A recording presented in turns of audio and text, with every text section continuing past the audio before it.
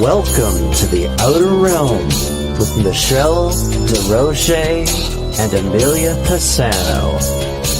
Airing live on the United Public Radio Network, 105.3 FM in New Orleans.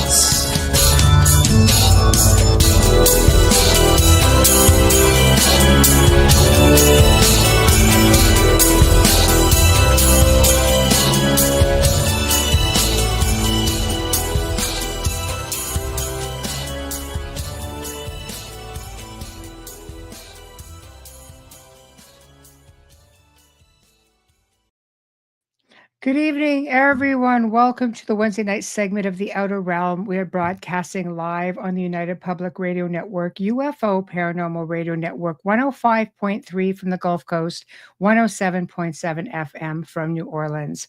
We're fully sponsored by the amazing people over at Folgers Coffee who have been a part of our journey for the last, I would say 5 years. So thank you, Folgers. Tonight is episode 500. And it's all because of you. So thank you, thank you, thank you. Also, big thank you to Justin Snicker, a.k.a. Dr. Snick, the Sonic Surgeon, for the contribution of his time, his music, and his voice for the intro you just heard. He's an award-winning composer of Halloween, horror, sci-fi, and dark wave electronic music, which can be found on all of your favorite music streaming platforms. Also, big thank you to Steve McGinnis, the artist behind the banners and logos here at the show. Check him out on Facebook and Instagram. Also specializes in the Halloween and horror genre, but does phenomenal commission pieces. And tonight I'm very excited because we're bringing back a friend and a fan favorite, as I like to call our repeat guests. And she's going to be giving us some insight based on astrology.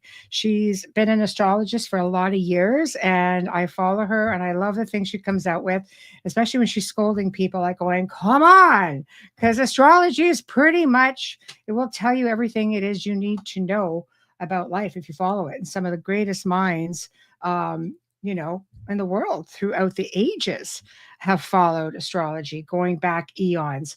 So, I mean, come on, this is definitely got to know more about this. So tonight, guys, we are going to be, everything seems to be operational. I'm just checking Rumble. And for those of you on Rumble, we are live. Okay. And there's always already 52 of you guys in there. Right on. Thank you. We can see your comments here in the chat room. So please feel free to make comments if you like. We're also on X. We're live there. We can also see your comments, YouTube, of course, and different Facebook channels and such. Hello, Ed. Hello. Nice to see you. And as always, guys, remember, I will flash up your comments and I will get to questions as we go along, or, any comments that Priscilla wants to address, we will do that. But we are running on 8 platforms simultaneously right now. So it's like a superhighway going into like one slow lane. So remember that. Hello, Mark. Yeah, he's hiding. He's hiding back there. I think you can see his little foot. There we go. So Amelia's not with us tonight. Sends her love, but 'tis the season, unfortunately. And boo. She's just sort of like, I hate this. I hate being sick. But anyway, she's with us in spirit. So we'll send her lots of love and hugs and healing light prayers. Anything that helps. So hi, Kathy, without further ado, Priscilla, hello. Hello, everybody. How are you guys? Hello, thank you for having me. Excited to be here. Oh my gosh, pleasure. I'm so glad you were able to return. This is great. So it's been a while, since you've been on before, and the archive has done well, of course. And we thought, no, we need to get you back on because I love this stuff. And it's funny because I do watch your posts and I do see you just like, kind of like, oh, what is wrong with you guys? Yeah. So why don't we start with, why astrology? What got you into this? I always say why not, but that's just me, and even my understanding of it is somewhat limited. So it really all began when I had my Saturn return. I got really deep into natal chart astrology. So it's not just the horoscope, not just the stuff in the newspaper, but, and, I was already familiar with that, like most of us are. And so when I found this, I was intrigued, and my Saturn return was pretty heavy. Usually everybody knows, like, when you have a Saturn return, it's like hardship. You got to get serious with life. It's when reality kind of sets in, what we like to call our midlife crisis. And so then I got into astrology heavy around then. Now, I started with horoscopes when I was 8. My mom used to watch a news segment in the Spanish novela stuff, and they had this wonderful astrologer. His name was Walter Mercado, rest in peace. And he was always on the news. Like, the news channel literally had astrology, talk about being before their time in the Hispanic culture. But it was their entertainment aspect of it. Like, ours is baseball or football. They had an astrologer. So I just absolutely fell in love with him. He was a Pisces. I'm a Pisces rising. So there was this energetic connection already. And I was like, ooh, what is astrology, right? And so my mom's like, oh, you're a Scorpio. And that's just when the rabbit hole kind of began.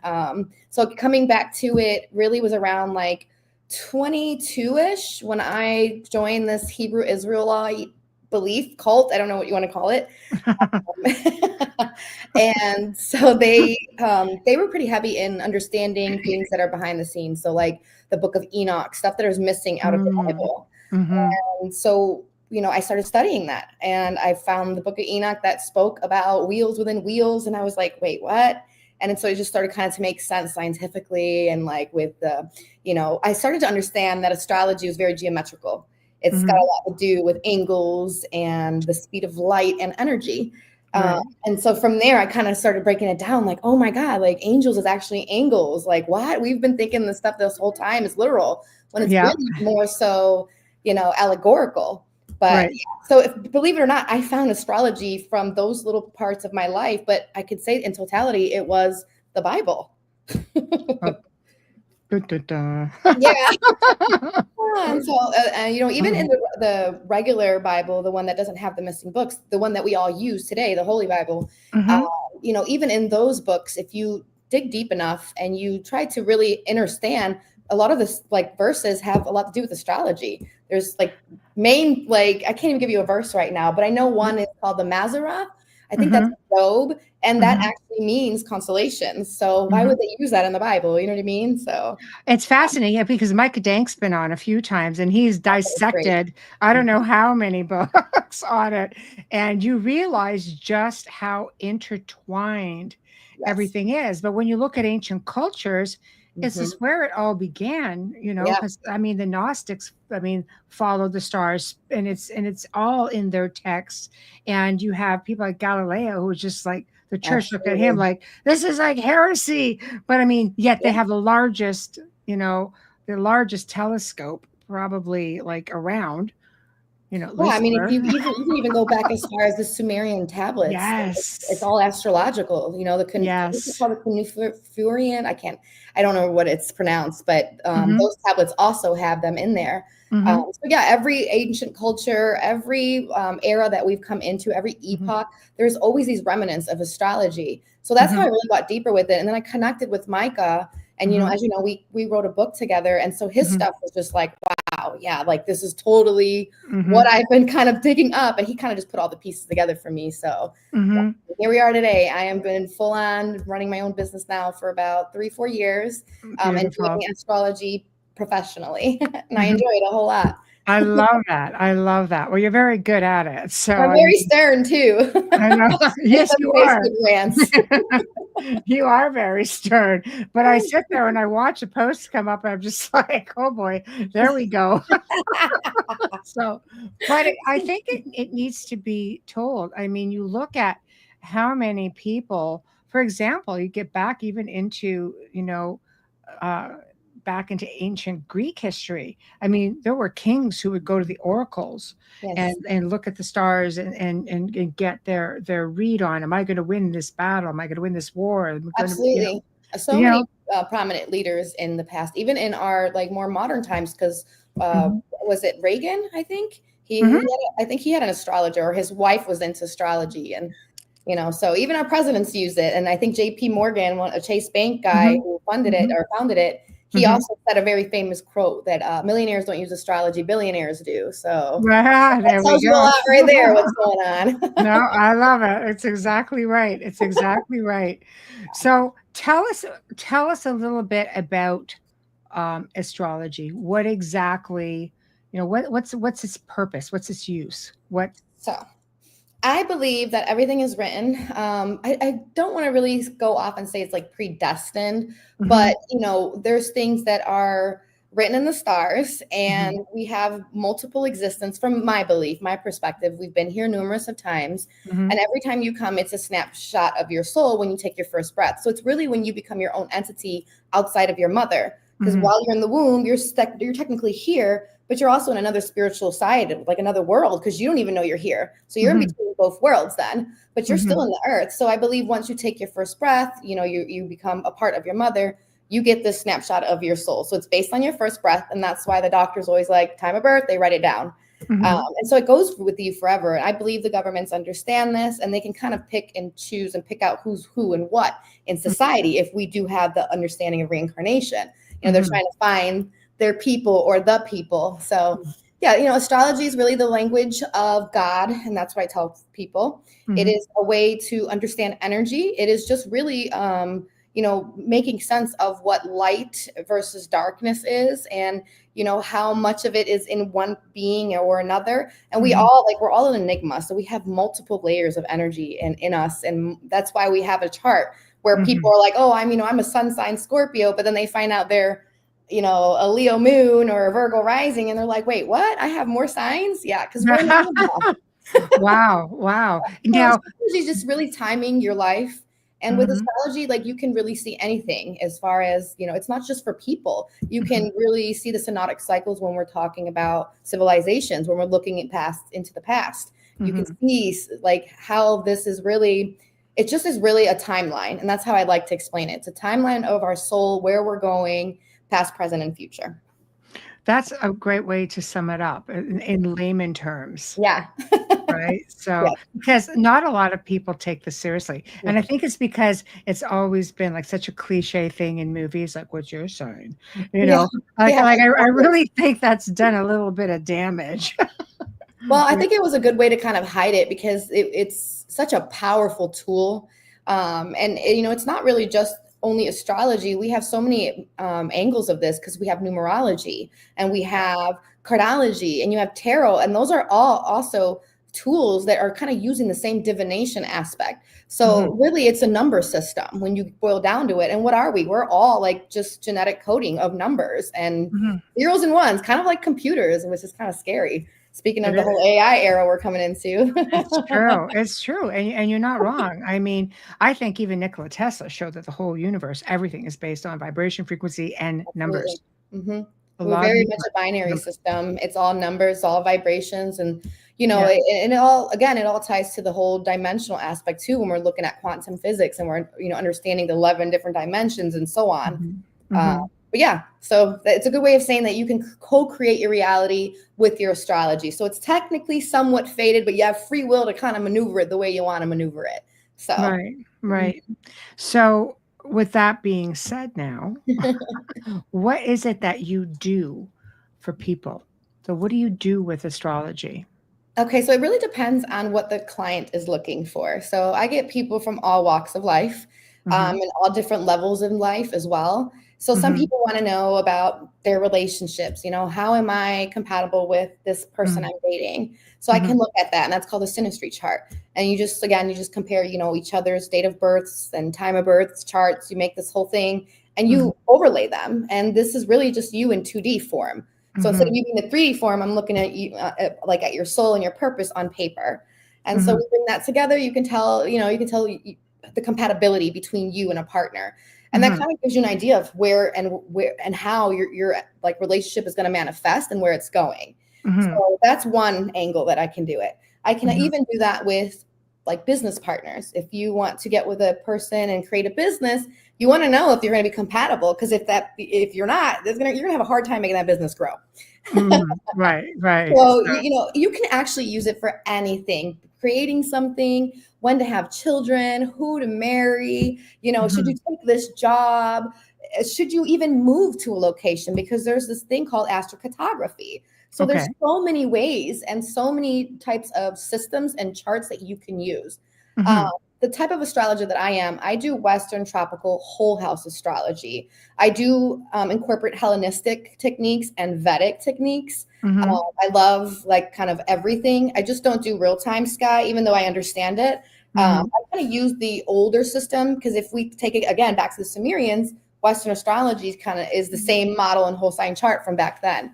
So I just keep it simple. You know, we do everything on tropical. It's more so based on the ecliptic than the sky and where everything's at right now. But yeah, so, you know, you can do and use astrology for anything, absolutely anything. So where would an astrological reading, how would that compare to, let's say, just, you know, a psychic reading or mediumship? Like there's so many different ways. Good question. Yeah. So it's kind of the same thing. No, that's a really good question because both of the practitioners are looking at the energy. Okay. One is kind of scanning you through their senses and their own vibration. They're able to attune themselves to a higher frequency and they can just kind of see it and feel it. And they can give you readings like that. You know, with the obviously with their psychic abilities, but then you have also astrology readings for people that might not even be as perceptive yet. They can still look at it in 2D format because it's more mechanical. And now you can see the same vibrational energy, but in numbers. And in that way, you can still tell the person the same thing. So you can get to the same understanding in the readings. It's just different techniques, different formats. So yeah, I do love that because I like to merge a lot of the psychic and the intuition as well with the astrology chart. There's a lot of times I get downloads and I'm like, all right, I'm just going to say this to the client. And you'll be surprised how like 100% of the time it's like on point and I didn't even really think to see it or say it in the chart. So yeah, I like both formats. I like psychic readings. There's, you know, tarot readers are awesome. It really doesn't matter. I think it's just like what is best for the client, what they are vibrating and kind of attuning themselves to. Because not everybody is okay or open to astrology yet. Some people prefer the tarot. So I think once people start to understand the mechanics behind it, it's really just like vibrations. It's mathematical. That's really all it is. So all the same thing across the board, just different tools and different systems.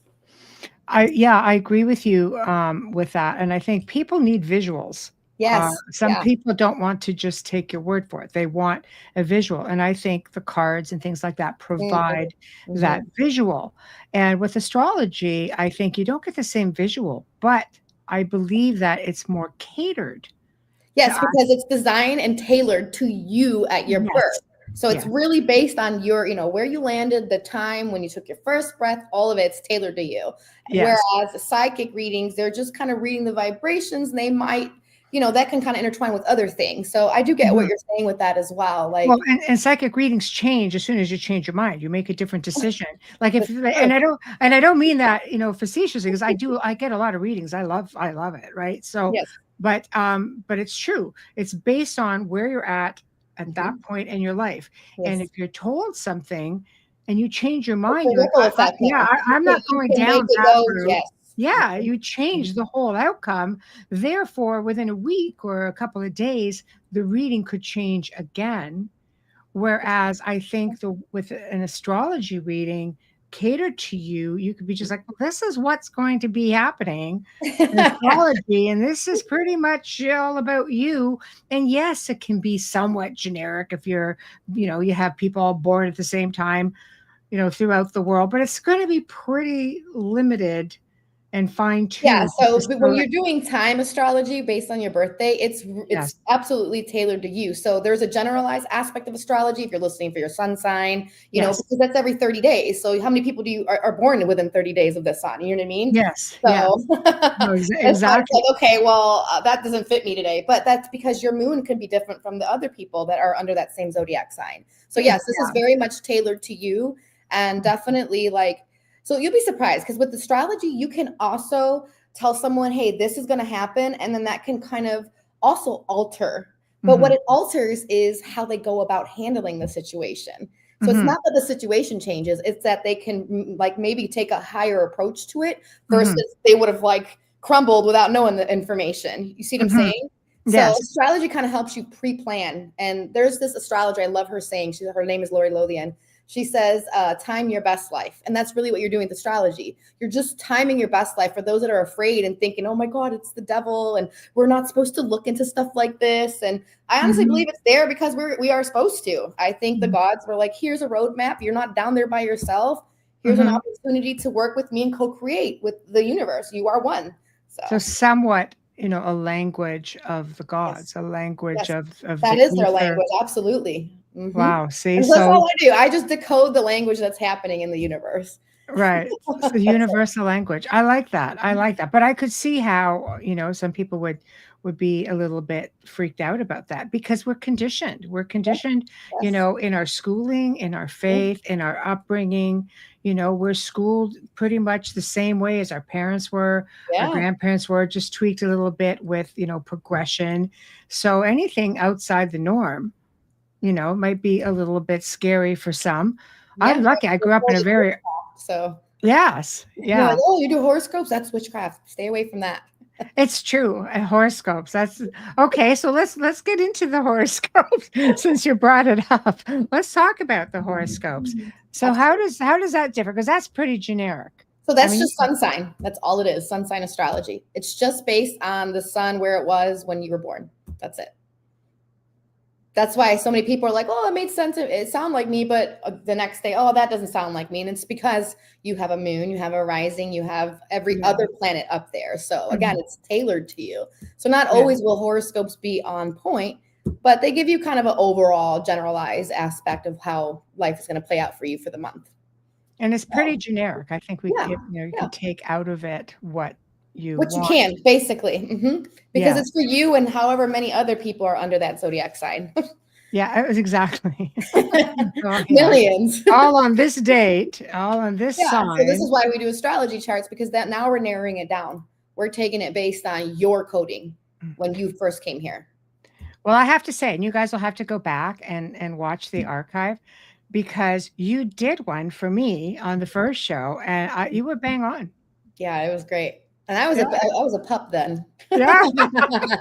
Well, I can imagine what it would be like now, because it was bang on. It was really, so I highly recommend anybody who wants to get an astrology reading or chart done to contact Priscilla, because that was the first one I had done. I mean, you go to a lot of these psychic fairs and they'll do printouts and things like that, which is interesting, but I don't think they get into all of the meat and potatoes of what we're all about. Again, a little bit more than generic, but there's still some things missing because not everybody has those answers. My mother ended up a few years back having a book about this big done, because she knew everything. I got born at this time. Mothers never forget. Born at this hour, the labor for 20 dang hours. So it was definitely this hour, this date, and I got a book like this. I'm like, wow, it covers every house, every cycle, every nice. And it was really, but sometimes it can be tough reading. You know what I mean? With the because astrology isn't biased. It's going to call you out. It's you in totality. It's the parts of you like and the parts of you that you shut out that you don't want to face. Yes. So yes, it can get tough because you're now looking not just at your life here, but astrology is not just one dimensional. You're looking at the layers that you're coming from too, your ancestry, everything that's generational, why your life is even happening, why you're even here, your purpose and how it's impacting you and where you're going to go from here. So, and the thing is, like I said, we have free will. So you can choose to believe all of it, or you don't have to, but either or, all roads lead home. So it's true. You're not wrong. Tamara says the Zoroastrian were the wise men. Is what I'm thinking you were trying to say, and read the stars and made charts for people. So how can it be witchcraft? Exactly. That's what religion did. Yes, well, sad but true, but on many levels. So I think speaking of that, we have a major conjunction next year that's going to, once we get into it, I'll go deeper, but we can look at some dissolving of religion for the next 30-something years. I'll talk about that more in detail. We'll get to the meat of that later. Wow. Yeah, I'm going to be looking forward to that part of the show for sure. So, okay. So what about when you get into like esoteric side of things? How does all of that fit in?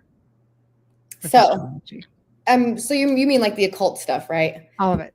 Yes. All of it. Okay, so it's all really so crazy. Yeah. Okay, so going back to the occult and witchcraft stuff, right? This is, I'm accused of being a witch to Christians and stuff like that. Even though at some point in my life I was also a Christian. That's where I started. Like you said, we all are born into whatever your family's traditions are, the cultures, so on and so forth.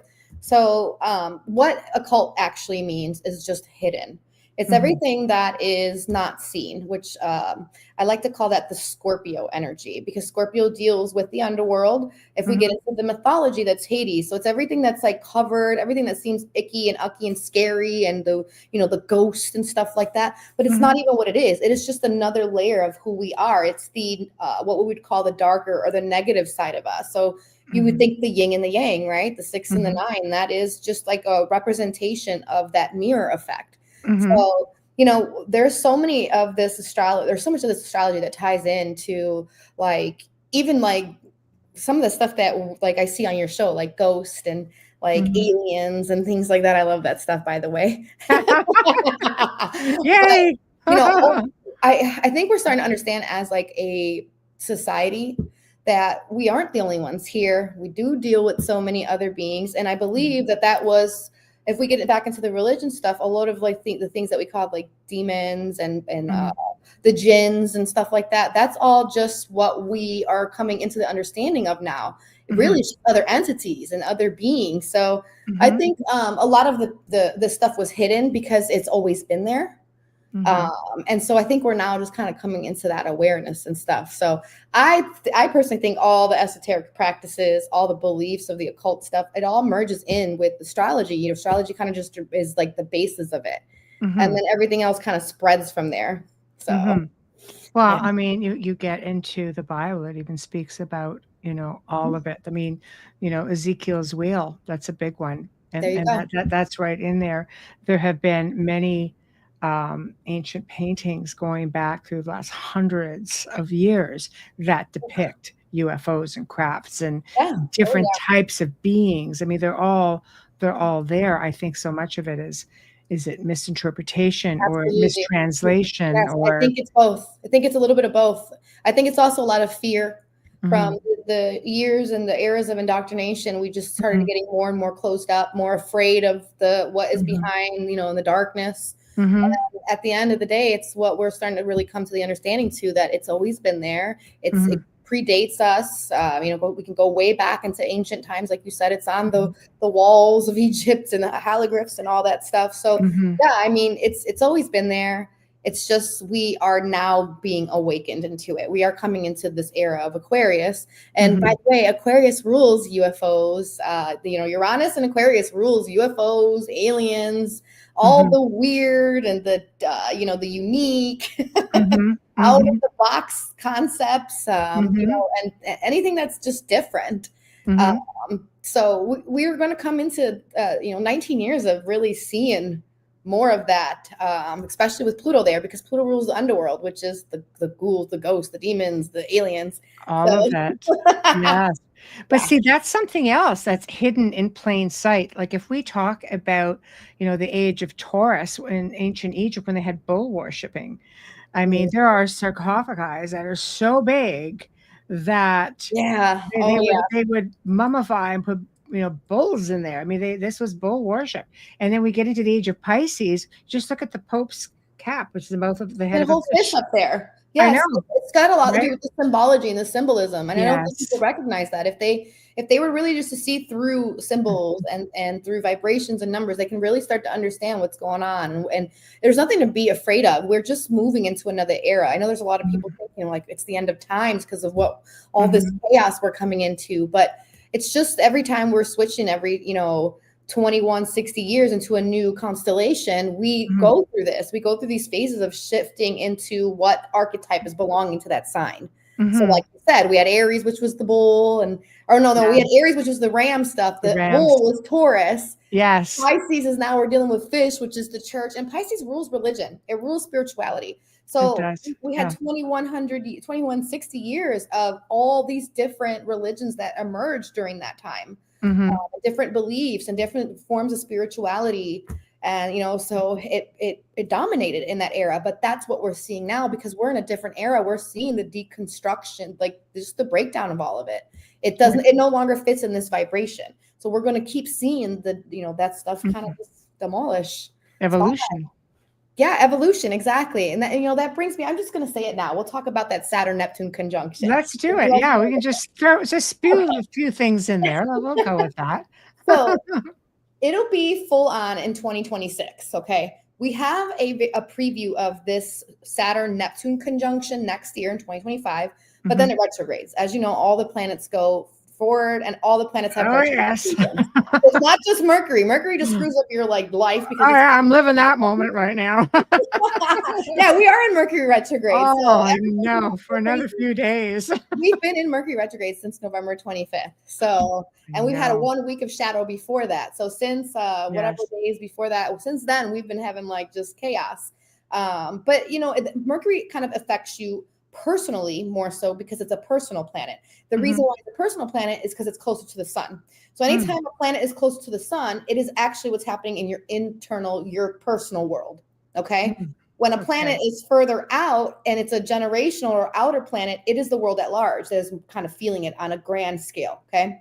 So when I'm talking about Neptune and Saturn, these are planets that they are ruling over the entire world, everybody as a whole.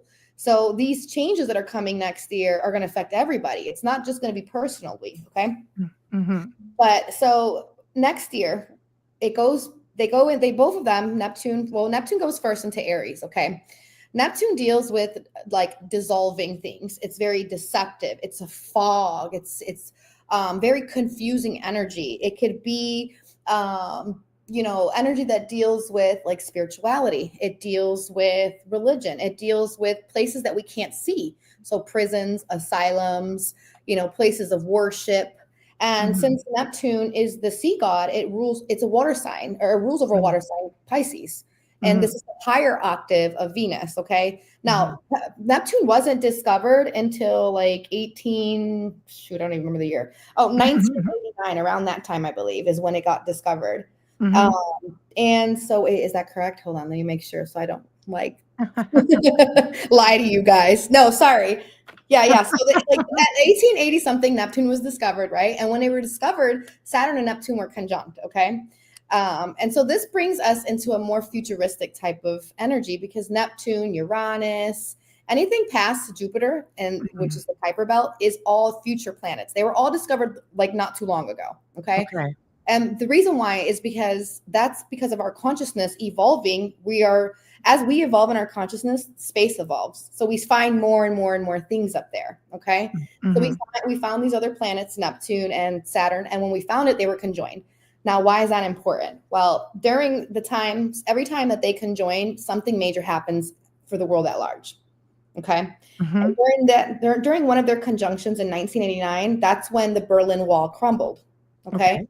And the reason, like if you think of the Berlin Wall, it's solid, right? It's a wall. And that's what Saturn rules. It rules boundaries. It rules, barriers. It rules like staying within the box and structure, and it rules governments. Okay. So it's that kind of explains why that happened with the Berlin Wall, because it was time for that to, dissipate.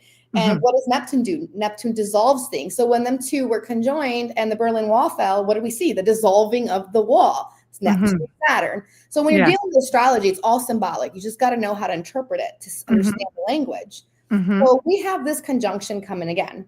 And we have this in 2026, but we have it at the 0 degree Aries point, which is the world axis point, which is why it's the world at large. Okay. So my concern with it, to not get so dark, is that when Saturn conjoins, it rules governments. Okay.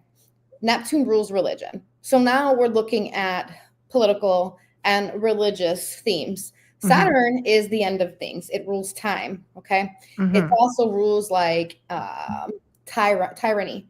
It rules like an iron rod. It is the powerful people in society, but it's the outdated aspect of society. It was when it's tied to tradition. So it's tied to Saturn worship, right? Yeah, like Saturn worship. Exactly. Yeah. And so we see a lot of that with a lot of different religions too. specifically what's like the Jewish people. Jewish people believe in that Saturn worship, right? Yes. Or Saturn in general. And so that is like, that's a great example, by the way. Yeah.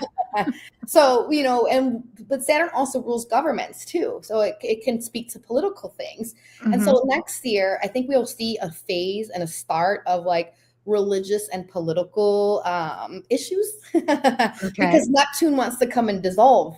It wants to, remember, it's like, it wants to fog it out. It wants to dissolve it. It wants to get rid of it. And, Saturn is like, it's like stone. It doesn't want to be knocked down. So if we look at it from that point, we'll see like there's going to be some things with political people, obviously.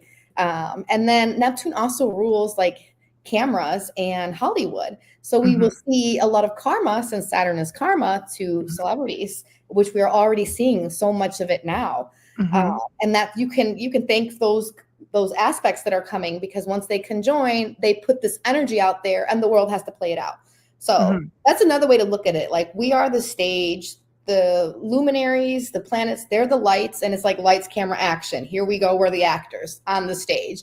And that's how it is. So, and that's our script. What's happening is the script. It's the old term, all the world's a stage. So yeah, exactly. The scene is set and we're the players among, And so all an astrologer is doing is looking at these energies, and they're able to tell you the script of the next month, the next 6 months, the next year, the next 10 years. I mean, we can go so far back because of this thing called synodic cycles.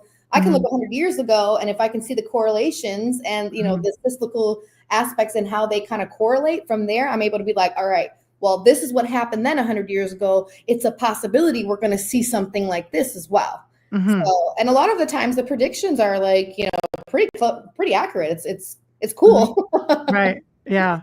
So I love it. Yeah, me too. Like, you can do it with people one-to-one, but you can also be, a mundane astrologer and do the world at large. So I predict that astrology will be the new way of telling the news in the future. It will be astrology. It will be gematria. It will be numerology. It will be things that deal with binary codes and numbers and systems, because it's closely related to how the AI aspect and things work. So I don't think people realize that. Like, computers are our brain is like, the computers are made based on how our brains are made, the motherboard of a computer. And so like, it's the same thing that's happening. So we're really creating a sentient type of being, but we won't get into that. No. Well, that's Elon's got us there. I know we could go down a whole other road with that. Quick question from Tamara. Do you believe that there's a sun behind our sun? I've heard this before, and I don't see why it wouldn't be. I mean, the universe is so vast. Well, who knows what's up there? I know we are just seeing our galaxy, but there's millions up there. So yeah, of course, I believe there's millions of suns just in different galaxies. Yes, that's what says sunset at the Arctic pole has moved. Yeah, so this is the pole shifts, and we get that every 12,000 years, and we're actually coming up to this real soon. Nobody can really determine exactly when. We have a lot of people guessing, but we're very close.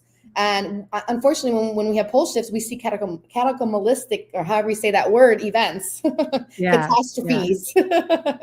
So, that's not fun. And we saw that a lot this summer with all the water damage. And, you can think that Neptune being in Pisces and with Saturn there this year, Neptune rules the ocean. And so Saturn since it rules time and death and karma, we're seeing so much karma with water this year. And so next year we will start to see that kind of change. My fear for the next 35 to 36 years, I won't say fear, but just what I think that we should kind of really be focused on, is that the Saturn Neptune conjunction, it really activates a new phase for the world at large, being on the world axis point. So it's completely a new stage for the world, but it's a 35 to 36 year, movement aspect and change. And since Neptune rules the ocean and it's moving into Aries, Aries rules hot. It rules anything that is, fire. So, we can see the ocean get hot and start to evaporate. And that's kind of one of my fears, is that we can see, less and less and less in water as we move forward. So hopefully we get that together as a collective, but that's something to look into, because, Neptune dissolves things, and in Aries, And how long does that sit? And like, I mean, we have 35 to 36 years of that. So it could take up to 30 years and we're like, oh shit, like the ocean's gone. Maybe we shouldn't be doing this anymore. But, a lot of things really is kind of out of our hands. And you can probably say that's because of this pole shift. Everything is, moving around and it disrupts Earth. Yes. Kason, hello. What's this big thing people are talking about happening in 2025 astrology-wise? Is it real or a hype? Well, it depends. There's so many big things happening in 2025. What angle you want to go? We can go governments. We can go Trump. We can go celebrities. Tread cautiously. Right now. Tread cautiously, but yes. I'll say this much. I know a lot of people wanted Kamala and there's people that hate Trump or whatever, but if you look at their charts astrologically, Trump's chart was perfectly laid out for this ushering in this era that we're coming into. He has Uranus on his sun, and this is a Uranian age we're moving into because it's Aquarius age. So, we have big players in the media right now. Elon Musk, he's going to Aquarius Mars. There's so many people in the media right now. If you just look at their charts, there are a lot of Aquarian people coming in. And because Aquarius, Uranus energy, it rules over rebellion. It rules over unpredictability and chaos and doing whatever they want, regardless if nobody likes it, you know what I mean? And being the outcast. These are the kind of the players that are in media right now. No, it's true. But it's really just because we're moving into a higher vibration and everybody has to come to it. You know what I mean? And not everybody's there yet. Some people are still trying to hold on to the past, and we're never going to go back to that. I think people fear change. Some people fear change, the fear of the unknown more than anything. In history shows that every time we have something unknown and big and massive, people are freaking out. They fight. They'll cause wars over it. And so, I kind of like next year, I kind of worry about that because, we have so much energy that looks like fights next year and so on. So people are definitely scared of change. They're scared of what they don't know is what it is. Imagine when the people were making the airplanes, they said, oh God, people were scared of that. And look where we are today. I mean, people were probably scared of the light bulb. I know. You have to go back to the world fairs. The way Nikola Tesla did it, enough to fear everything. It's just out of nowhere. And I'm sure people were like, oh, we can't do that. That's witchcraft and it's fire and it'll kill us. Like there probably was so much. Yeah, it was very different. Technology can be frightening. As wonderful as it can be. I always say technology is great as long as it works. When it doesn't, it sort of sucks. Is magic. I think that's what it is. I think it's just a form of magic that we can actually physically see now. Right. Instead of where we came from, where we just kind of hocus pocus and believed it, but then people started playing with alchemy and that turned into chemistry and it turned into where we are today. I think alchemy's always been there. If you get into the ancient mystery schools, everything was based on alchemy. And we are alchemy too, because it's all based on us, like, the periodic table, the chemicals and all that stuff in our bodies. So I agree. I'm just reading some of the comments. I can't post all that stuff. Just so y'all know. Wait, what were they saying? Just the bottom one. It goes, we might have to reincarnate after we die, come back and say, yeah, we messed it all up. I had a few choice words. I'm just going to be. This is going to sound crazy, but I believe that. I believe we've already done that in Atlantis and Lemuria. I believe we've done this several times and we keep messing up and having to come back and start over. Yes. And how about the whole Tartaria thing? What are your thoughts on Tartaria? Oh, so I believe that's in a different dimension. I believe that's that's 5D dimension. Yeah. And so I believe that's where we actually originate from and where the Garden of Eden is. Well, what's funky is that there are still buildings out there that they figured, though we didn't build them, we uncovered them. Yeah.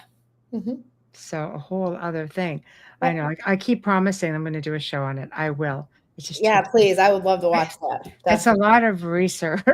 So, but people send me amazing stuff. So it's sort of like that's okay, Alan. I just didn't put it up there, so I just rephrased it. So unfortunately, there's some pretty Well, we'll leave that right there. Okay. So, we can get into that. So why don't we slowly start unfolding into 2025? Sure. Let's do it because I think it's. Well, let's go into January then. So. All right, here we go. The biggest thing of next year is that the nodes and eclipses are shifting. Okay. Yes. And this is important because eclipses, first of all, they're fated.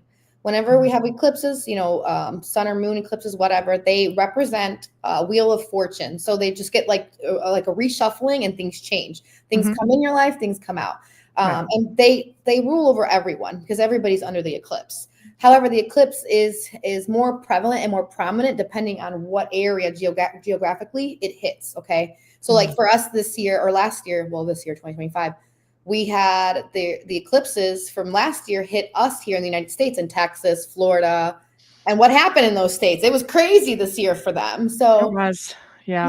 And so it's always important to also on a geographical level, like know where these eclipses are happening because they can tell you so much. Avoid this area around this time. Like, I know. Waiting for January, that's one of the big things. We are moving from Aries to Libra node points to Virgo and Pisces.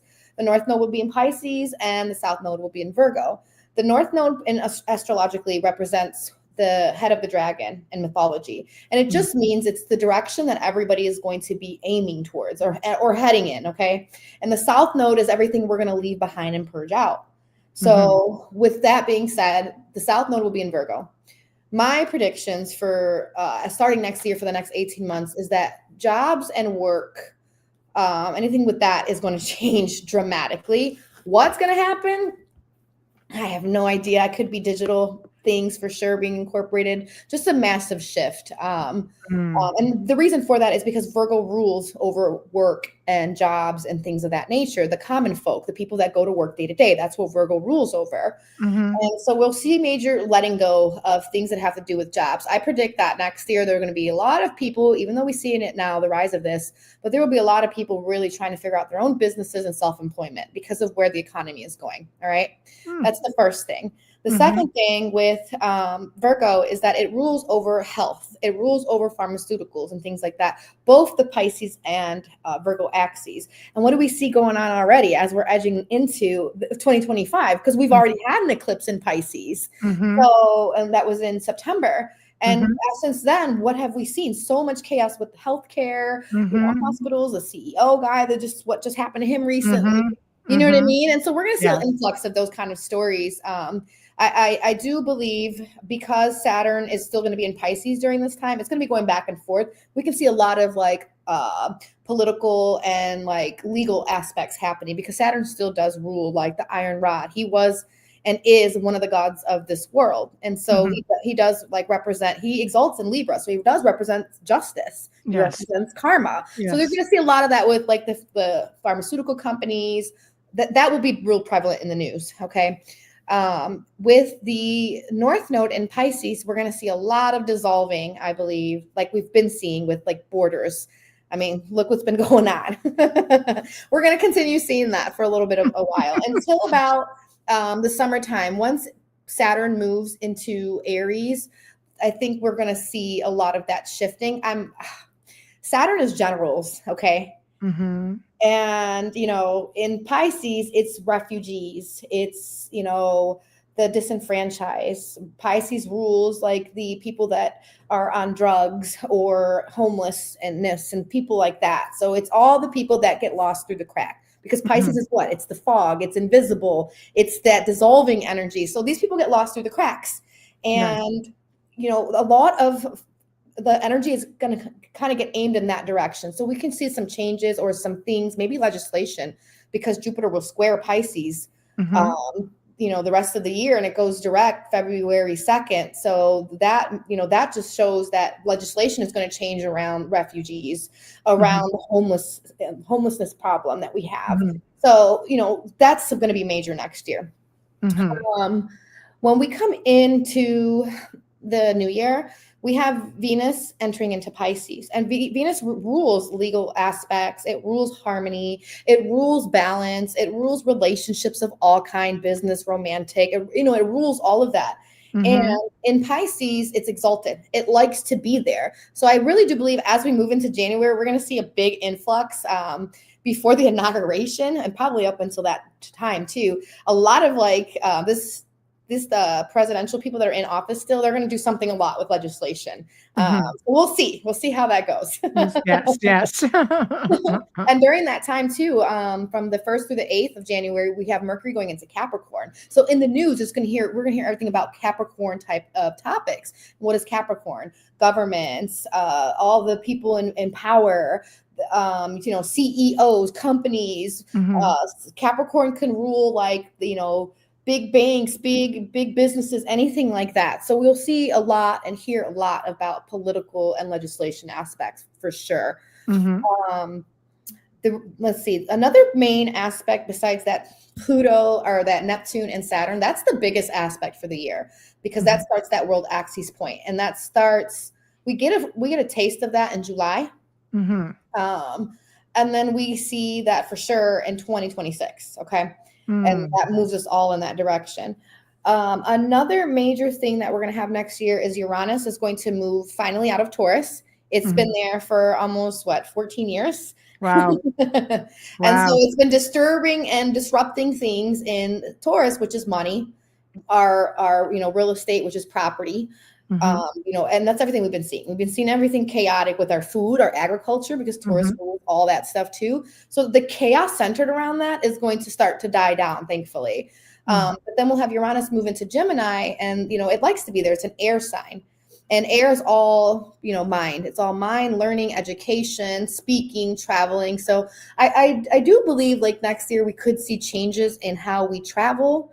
New ways, new things coming out that are going to like shock us, because Uranus is the nature of shock and surprises. And it's very like ingenuity type of energy. It's about like genius type of inventions and stuff. So, so who knows? Maybe Elon's got some new travel stuff. I was going to say, yeah. Teleport, press a button, I can go somewhere else. Hopefully it's that sort of technology. Well, it's all air travel too, because Gemini rules the mind, which rules is air, and so does Uranus. It rules the sky. Uranus is in mythology, and he is the grandfather of Jupiter and the father of Saturn, and he was the original ruler of this earth. Okay, he's the one that's married to Gaia, Mother Earth. Yes. And so he rules the sky originally, and he's going into an air sign. So I mean, air travel is going to shift. I don't know how or what, but we're going to see some crazy stuff.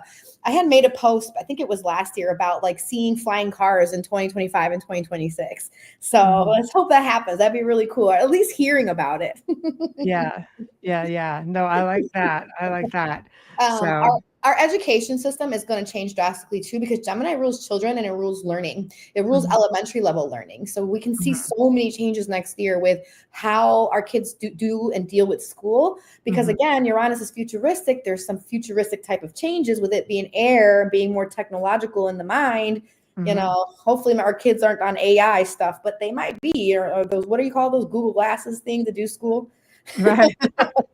Yeah. All right. Projection. Thank you, Alan.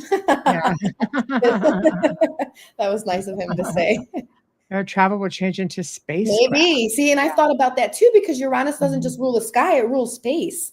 So, maybe we will start to see us really going into like the, Well, SpaceX is going crazy. So, I mean, they're just popping out satellites like every bloody week almost. Kaysen says, is it a case that if you're doing negative stuff, it's going to amplify? If you're doing positive stuff, vice versa? Awesome question. I love this question. Okay. Next year's a 9-year. All right. 9 in numerology deals with completions. Okay. So, next year you're supposed to be kind of finalizing everything that you've been holding on to from the past and getting rid of it, because it cannot come with you into 2026. So look at it as that world axis point that gets activated in 2026 is a fresh start. So you want to be releasing things instead of accumulating karma, because whatever you hold on to is going to go with you for the next 30 something years, 19 years with that. So you don't want that to happen. Right. So yes, you are in a next year, you could say, I won't say it's so much karmic, but it's ruled by Mars. So it's more so about initiating, starting new things. And then Mars is a very humanitarian energy, believe it or not, because it's ruled by 9, and 9 is a humanitarian number. So it's really about, try to do good things, implement good things, try to like be there for others. I think too, with that Neptune going into Aries, I think like, even though it doesn't like to be there for real, and Saturn doesn't like to be there either, it still can bring a sense of people like helping each other. You know what I mean? Like, because there's going to be a lot of stress next year. We're ending so much that the shift is going to be pretty hard, pretty intense. It sounds like yes, watch what you're doing next year because you don't want to accumulate karma. Well, no. That's just in general. Yeah, think that through. But I think also as things happen, it's our energy also that amplifies that. And that goes into the collective consciousness on a mass scale. Well, that's what Neptune rules too. Neptune rules the collective consciousness because it rules dreams. So right now when it gets closer to Saturn, it can make things real. So are you fearful? Or are you going to co-create? Are you going to, be a source of good energy, or are you going to be a weight for people? So it really is going to be dependent on what you believe and your faith. Neptune's the sign of faith, it's the planet of faith. So totally agree with that. Now listen up, people.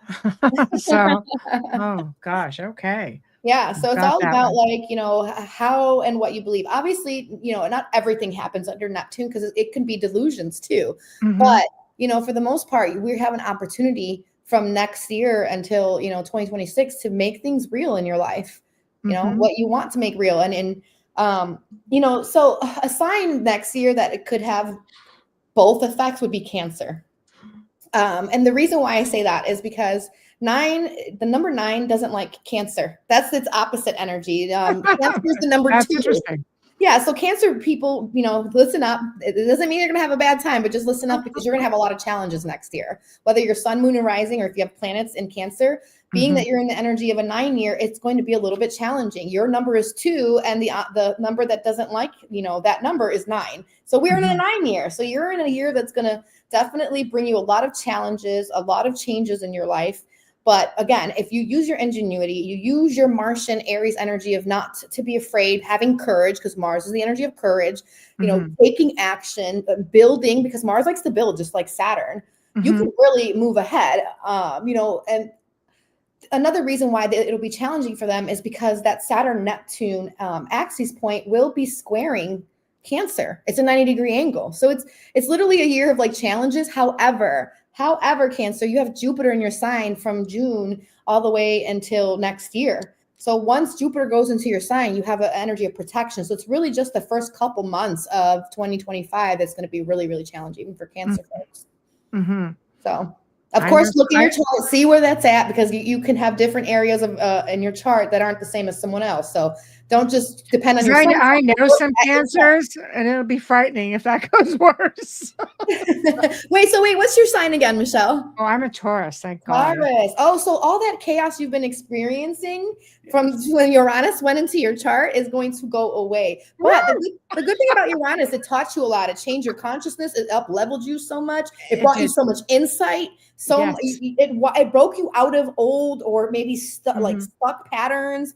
Staying in barriers, you were able to kind of just break out and be in like a genius with how you pivoted and how you moved in your life. So it's not my mistake also that you're on the internet, because Uranus rules the internet.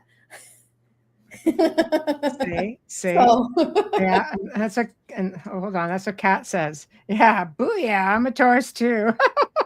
No, but you are bang on with all of that, with reflection and growth. And I mean, if I don't know, can I be more aware? I could be more versed, but the awareness just keeps. Yeah, Uranus is like the I always look at the picture of the mad scientist with the big head. Right. That's what I think when I think of Uranus, because it is like this genius energy. It can seem shocking. It can seem very rebellious to other people, very unpredictable. But that vibration that you were under, you were very sure of yourself during that time. And so you were able to break out of things, even if it was disruptive as hell. Like, that's what Uranus does. It disrupts. It's disruptive also because as a Taurus, as you know, also used to being in control and wanting to control. Taurus does not like everything. No, it's fixed. It's a fixed sign. It likes comforts. It likes peace. They want to chill. They're like, there's problems. There's fights. They don't like that. So then I need to control it. Yes, if it's happening, I want in. And with Uranus, it probably was hard to control it because it was so unpredictable. Yes, that's exactly right. So that's what it taught you. It taught you to kind of just let go and let things kind of flow and just kind of work with the energy. But it also taught you how to be like ingenious with how to fix problems too. Yes. Yes. Instead of avoiding and evading, you were like, all right, let me take this on. I got no choice. I got to take it on. So yeah, I got we're it. out of that energy now as of next year. Uranus goes direct the end of January, and then it moves into Gemini, and you no longer have to deal with all that freaking chaos. You're done with that. Almighty, honestly. Guys, I will get to all your comments about your signs once we've gotten through the 2025 thing, because people are like, what is going on? I'm this, help. Book a reading, guys. I'm pretty reasonable. I love doing these. I'll give you a whole hour video. And it's recorded. I love it. You can go back and references. Well, yeah, a lot of people like that because they can go back and be like, wow, she said this 6 months later, it happened. Like, yes, no, it's true. It's true. So all of this makes complete sense for me because I just lived through it. And I'm just, I think people who are also sensitive to energies, we tend to really feel that. Like I go like this with vibration and frequency, and it affects me in some very profound ways. You had it double time too now during that time when Uranus was in your sign, because Uranus rules the energy of vibration. It literally is vibration. So you had it intensified when it was sitting in on your sun. You were really feeling different energies, and that probably had been hard. It makes you feel a little hostile. Priscilla. Oh yeah, it really does. Yep. Exactly. So great way to describe that. Don't anybody mess with me today. Well, you think of electricity, that's what Uranus rules. And if you like plug it in wrong, you get shocked, right? So that's kind of the energy you were under. Yeah, repeat it. It's like not having coffee for like, I don't know how many straight days in a row, and you got to get started and just kind of get through the day, So, gosh. So oh, it was just like, coffee. Oh, help. No. Oh, Lord. All right, girl, let's take it. We'll keep going, and then we'll get to everybody else in here. Okay, so let's go back to where I was. So the 13th of January, we come into this like full moon energy, and this full moon will be in Cancer. So Cancer for everyone, it rules over the mothering energy. It rules over nurturing. It rules over like what makes us feel safe and comfortable. It rules our home and our family. Yes. And Cancer is always, because it's a water sign, it's a mute sign.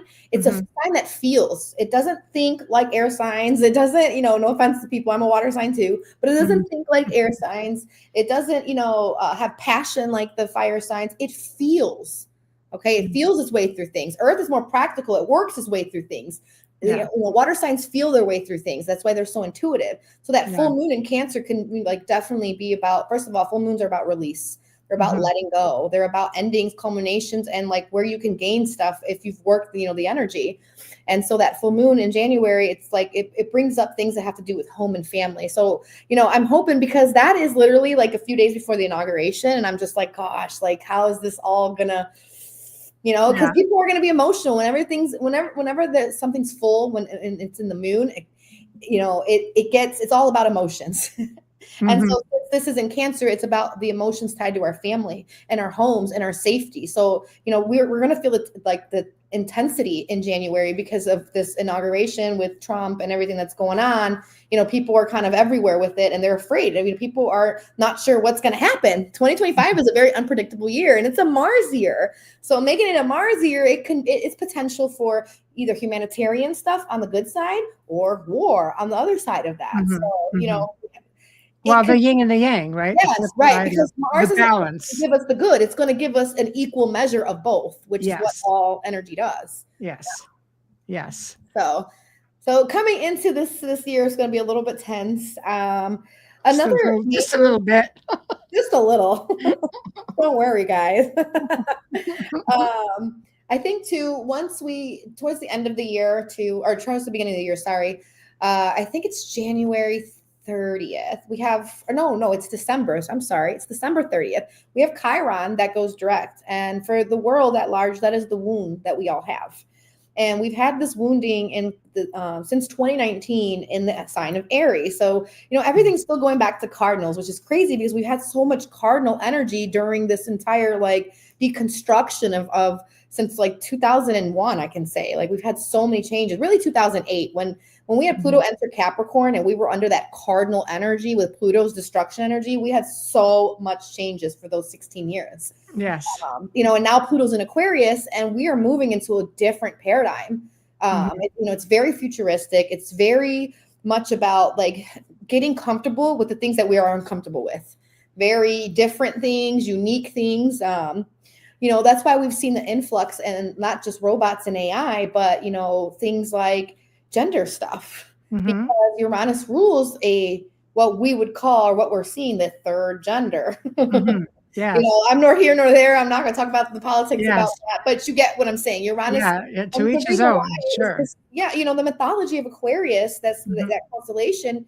He was a young boy that was like the cupbearer for the Olympians. They kind of adopted him and took him in, and Zeus, which is Jupiter, he had a homosexual relationship with the Aquarius guy. I think his name was Ganymede. I can't remember how to pronounce it. Dionysus. Something like that. Yeah, it's like Genyde or something like that. But and so what happened when we started getting into this Aquarian energy? We started seeing an influx with all of the the gender issues, and not just that, but the the stuff that I don't know how to say without like getting flagged. Thank you. Charades. SH, trafficking stuff. Yes. That kind of came to light too, because Aquarius is that constellation. It's the constellation that runs over all that, if you understand the mythology. So really with astrology, people just start to really read their mythology, go like the Greek mythology, even kind of bring in Roman mythology if you need to. You can bring in, the Sumerians and the religions. The religion tells you too. It all coincides. It's all telling the same energetic story is what it's doing. So, we do have a lot of that's going to kind of be brought up more to light next year, especially with the sun and moving into Aquarius. It's going to get close to Pluto. It's going to conjoin Pluto the end of January 21st? Is that? Yeah, that's when we shift. No, January 19th. We shift into Aquarius with the sun there. It's going to highlight like leaders. Sun rules leaders. So leaders with getting pulled into the underworld, we can expect it. So that's something else that's going to get major. Yeah. And we're seeing that already with Jay-Z. Look at the new stuff that came up for him. I was watching some stuff about that earlier today, and I've always known for a while, because I've been into astrology a really long time, and I was studying all this stuff and the occult, and I remember when they were talking about FEMA and all these stories of camps and stuff. Like I was into all this stuff years ago. So I kind of got hip to what the celebrity culture was like and what they were doing, especially when I started learning my occult. And when I started learning, it's a very deep rabbit hole, and I don't think people don't, I think, understand how deep it all goes, and it's probably the best way we can put it. Like, do your research, just dig. Because once you start to understand the symbology, you start to understand this is what they're really doing. So I know it's really shocking for a lot of people to see what's happening, and they're like, "There's no way." Well, you just gotta dig a little bit, because hidden in plain sight. Yeah, and there's a cost to that fame. There's a cost to be a big boss in this world stage. It's not as easy as 1, 2, 3. Yes, exactly. Sumerian stories are wild. I cannot decode true meanings of those. No, it's not all meant to be, I think, decoded. I think we have fragments. We don't have everything in totality. So it's so hard because they erase history all the time, like they're trying to do now. So imagine how many times we've had so much erased in the past. There's all kinds of stuff that's been. I always laugh about the Smithsonian dumping bones of giants in the ocean. Yeah, there you go. So that's a perfect example, So, and now we know that there was giants. We do. Well, we do, because what was it? The Kandahar giant was just a few years ago. What was that, in Iraq or in? It was Iraq. Afghanistan, was it? Yeah, and that was our U.S. military who. So that's a pretty modern event, And so that's another thing, because Saturn rules like military stuff, okay? Because it rules generals. With that Neptune getting so close and them conjoining, it's dissolving all the barriers and borders they have up. So we're going to find out so much stuff especially coming into this year, but really 2026, it kicks off. Like it's direct. Like, you know, we can see there will be no more mirror, no more facade. We'll be able to see everything in totality. Yeah, I absolutely agree. And hello, all the way from Rumble. Once you understand the symbology, you notice it everywhere, and then you get it. Right. It's so, and it's crazy because you're just like, oh wow, like who would have known? Yeah. That happened to me with the UN flag. When I saw the flag, and I was like, wait a second, that map is interesting. And then I started getting into the whole lands past the ice walls, and I was like, oh, and that's crazy. The Antarctica treaties, and I was like, wait, so they can't get along with anything else, but they can all come together to sign a treaty to keep us out. Funny that. What are they hiding from us? Oh, lots. Wayne says, will it also? Great question. Yeah, will it also be dissolving the veil between this world and the afterlife? I believe so, because Neptune rules ghosts, it rules spirits, it rules the other world. Neptune, it rules the 12th house, and the 12th house is also the womb of your mother when you were born. Or when you were in the womb. So you can tell the condition and state of your mother, and that's how your subconscious gets developed, okay? Based on her fears and everything that she was going through. Just ask your mom, you're like, what were you going through during, my pregnancy? And get an astrology reading from a good astrologer, and you'll be surprised, like, holy cow. But yeah, so because of Neptune ruling that and moving into Aries, Saturn moving into Aries, I really do believe that veil is going to be so freaking thin. It's so thin because, again, the borders and the boundaries are going to dissolve. So that is the boundary. Aliens because of that. Right. Aries is Martians. It's the Martians. So we will probably see those little 4-foot guys coming around here. Well, we're already seeing a lot of that. So much of it. Just on different levels, and I know people are like, oh, it's Starlink and this and that. I'm like, well, not everything. Not everything. And then we saw, like, when they had that they came together and they spoke about aliens, the government folks just recently. I can't remember, it was like a couple weeks ago. Yes. I mean, they were really saying so much. The disclosure. The disclosure. Yeah. I know. I'm excited for it. People are like, oh, it's going to be scared. I'm an experiencer. So we as experiencers know that this has already been going on. It's just sort of trying to put it out there, because I think you get a lot of situations where how many people are being made to feel really silly, like, no, it's not a thing, but we all know it's a thing. I think too, people don't realize, like, there's people that have had like sleep paralysis, or they've had visitations of aliens in their dreams. That's the same thing, guys. You've had experience. It is, but a lot. There is also paranormal. When there's so many similarities between having an ET experience and having paranormal, right down to sleep paralysis, the smell of sulfur, right? That is usually associated with grays, and that's also in the paranormal world. So it smells like a demon, so there are tons and tons and tons of similarities. What I think that they've taught us as demons is really just these fallen angels are just really alien ET beings, and they are the gods over specific religions. This is how I always break it down. Like, there's a certain amount that fell, 200 of them, and they have been in this earth for a long time with us. And they've even done what I've seen in some of these documentaries, like genetic coding modifications and stuff. So, some people are hybrids and don't even know it. Hey, you're half ET, buddy. Well, I mean, we all are. We all come from somewhere else. So, well, if you think about it, there are researchers of alternative history who will tell you that Jesus himself was a hybrid. If you're looking at God, this almighty being from somewhere, our creator, and then you've got Mother Mary, who was this human being. Yep.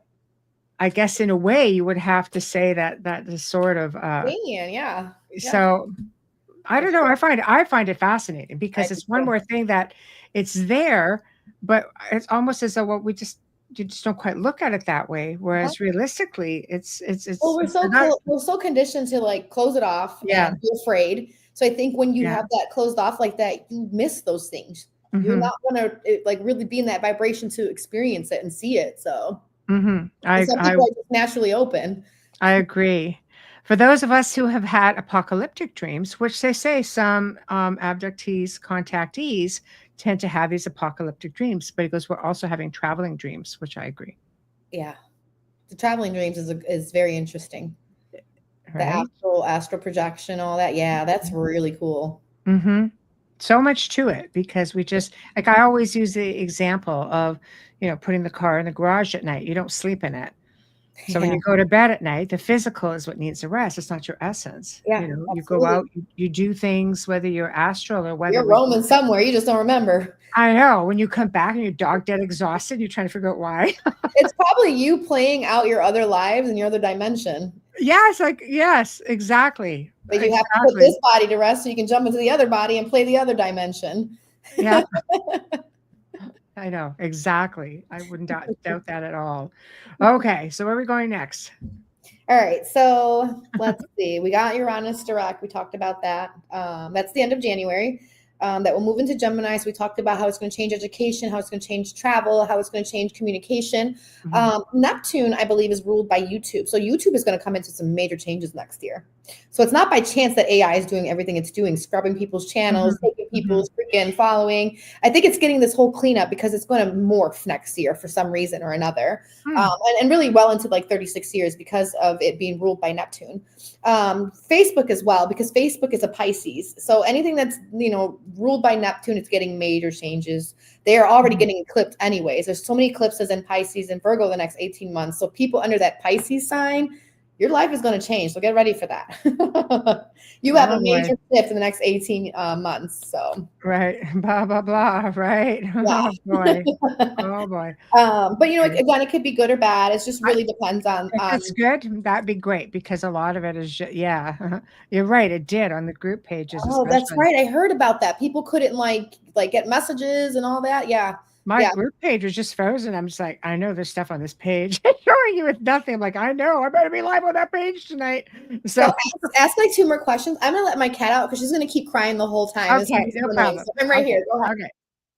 All right. So we're just gonna go there. Let the cat out. So guys, I know we have a lot of comments and questions. I am putting little stars next to them so I can see them, and we will get to them. Hopefully time will allow. So here we go. And back. All right, back. Sorry, guys. My mom cat, her name's Marilyn. She's just very vocal. She is an outside girl. No matter how much you try to keep her in, she's got to sprint out all the time. So that's all right. That's all right. We love the pets. We don't mind. She's my little street walker. The cat's like, yeah, I am. She was. All right. So, that's pretty much January. As we move into 2025, we're going to be going between the new changes that we have coming, but also returning to some of the past stuff. Okay. And that's only because as we have these planets go retrograde, they're taking one last dip into specific signs that they were just in. And then they end that period. So next year, like I said, is a 9 year. It's a year that you're going to complete everything. So really take the time next year to focus on what is going to go with you to 2026, what should go with you, and what needs to end. Okay. A lot of people have I feel like have been under this energy since COVID, because COVID was a certain reset when we had that, Pluto Saturn conjunction. It was a major reset. Yes. And that was a reset for the people that rule the world at large, because it was in Capricorn. So it was all the people in power. And what are we seeing? We're just seeing all this stuff just collapsing. Right. So, next year is like the start of really bringing new people into power, shifting that dynamic. I post this a lot on Facebook, and I always tell people that Pluto and Leo was the boomer era. That's when we saw so many people being born. Now, Leo and Aquarius are the same axes. So now Pluto, instead of being in Leo, where it was creating the whole boomer effect, is now in the opposite sign in Aquarius. And so the opposite effect is going to happen. We can see so much population reduction, unfortunately, within the next 19 years. And Pluto, unfortunately, is the planet of like destruction. It's the energy that rules over death and rebirth. So, we're going to see a lot of endings and potentially, not just figuratively speaking, but literally people kind of just passing, especially like that, that boomer era, because now we're coming into a new set of leaders as well. And what's crazy is like, it's not going to be individualized leading, because Leo's the energy of like, I am like the individual, just like Aries is, except this time with Pluto and Aquarius, it's more so like the community.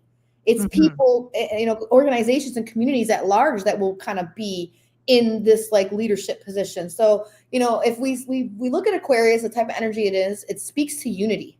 It's about bringing people together, which is why I think we have that Neptune-Saturn conjunction, dissolving the borders and boundaries so we can learn to kind of merge together, so we can all unite. And, you know, we see the governments talking about one world order, and, you know, Trump's trying to bring peace here and there. That's his plans for the years coming up. And I don't think it's going to be easy. It's definitely won't. There's going to be some bad apples that don't want to let go of the past, and they're going to put up a fight, you know? So, well, it's like we say, people don't necessarily like change. Some people are very conditioned and they're happy. And Pluto rules the energy of billionaires and money that's hidden beneath the surface. It's like diamonds and oil and gold and minerals and anything that's worth money, like that commodity. You could even say, like, you know, sex trafficking and mafia and big political stuff, because, you know, it's kind of hidden too from the public. Yes. So Pluto's anything hidden. So with it being in Aquarius, you know, the opposite effect of that, Leo, is, you know, the sun, which represents currency. And so now we see it in Aquarius, which is going to shift the nature of currency. And so, you know, we kind of see that happening now, where we see everything getting digitized. We see, you know, different banks collapsing and just different legislation towards what money's going to be, how money is going to be. Something that I predict is going to come really big into 2025, possibly 2026, is, I don't know how much you get into this, but all of that private equity stuff, sovereign stuff, the stuff behind the scenes that people are learning, like how the laws actually work versus the public side. So I think that's going to implode big time, because people are going to really learn what money actually is, instead of the promissory notes, and how that really affects them, and how, you know, how we're actually money commodity. And so that is going to be major, because and I think that is going to upset society. And, you know, we have all that Martian energy. So it's that like sense of like, I want my autonomy back. I want my sovereignty back. And, you know, that's the nature of Aries. So we'll see a lot of that getting built, being pushed into that direction. And, you know, I'm here for it. We need to change anyways. That's some Jordan Maxwell stuff going on there. So it's yeah, exactly. Like if people get into Jordan Maxwell, he really speaks a lot about how that works. He does. And that's been growing. That's been imploding so much. And it's just going to get bigger and bigger and bigger. People are going to learn. And I think because of that, that's going to collapse the electric companies. Uranus rules electricity, and it rules the electricity of the earth. We're going to come into like some sense of maybe freeing people from that, because, you know, Uranus, as it enters into Gemini, will trine Pluto in Aquarius, and Aquarius is a freedom sign. Pluto's a transformation. So that trine really like starts this positive flow towards changing how electricity happens, you know, our children, traveling, things like that. All that's going to change big time. Education. So I'm here for it. I'm excited. More futuristic stuff. Yes. Well, yeah, fingers crossed. Yeah. So. A lot of that too is like, whose hands is it in? What is their intentions? Yes. And so we just have to really hope for the best. I feel there's enough darkness. Like, it's not like we're going to be out of it in like a day or two. You know what I mean? And because there's so much done in the dark that's so bad over so many years, there is still a lot of purging. There's a lot of karma that has to get caught up. So we're not out of the woods yet, but we are trying to move towards a utopia. And I think eventually society will get to something like that, if we don't blow ourselves up first. Yes. So quick comment from Miranda. Makes perfect sense. Everyone goes through their own experience based on the vibration they're currently in. We all have unique perspectives. What works for one person will not work necessarily for another person. So yeah, not so much weird. So well, and that makes sense, because so she works for one person will not work for another, vice versa. Yes, exactly. And she's right, because like that's kind of what the energy we're moving into, is that there will be so many sets of communities that you will find your tribe. And I think people will learn to like just live and let live, and learn how to kind of commingle based on the necessities that each people have or can use. You know what I mean? So I'm hoping that we kind of move into that energy. It won't, like I said, it won't be easy. It'll be a fight to get there. I think so. Like we're seeing it now. All the stuff that's happening, that's just fight. That's them fighting behind the scenes. There's a lot going on. It's just with the people that are supposed to be like running us and telling us what to do. It's like watching our mom and dad just destroy themselves. Yeah, just we're over here like, now what? Everybody's arguing. The kids are like, come on, man, get it together. We're all playing nicely in the sandbox. You guys got to play nicely in the sandbox. Lead by example.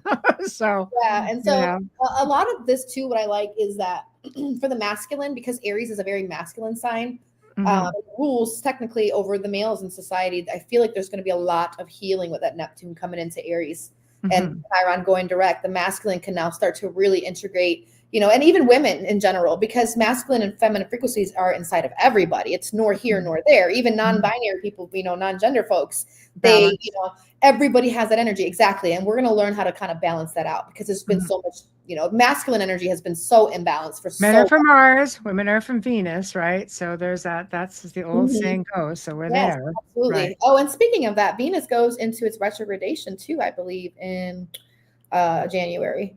Yeah. So at some point in January, she will go retrograde. And, that's going to determine a lot for the feminine energy, retracting back. But she'll be exalted, which will be good. She'll be an exalted sign where we'll be able to have a lot of unconditional love. The energy will be more sacrificial. So there will be a need for a lot of that next year, because there's going to be a lot of suffering. When we're looking at the Pisces, Virgo axes, Pisces rules over suffering. That's why it rules over, prisons and jails and asylums, because those people are suffering. They're in a state of suffering. It's the 12th house, which is your subconscious, and it's you being stuck in your mind and your subconscious, fears and automatic patterns. So next year, we're, for the next 18 months as of January, we're working with really aiming towards letting go of our suffering, breaking out of our old ideologies, breaking out of our old beliefs and fears, and things that are kind of tied to our karmic past lives as well, all the generations and eras that we've lived before here. So we'll be doing a lot. I mean, we have a whole lot coming up. I'm excited for it. Yeah.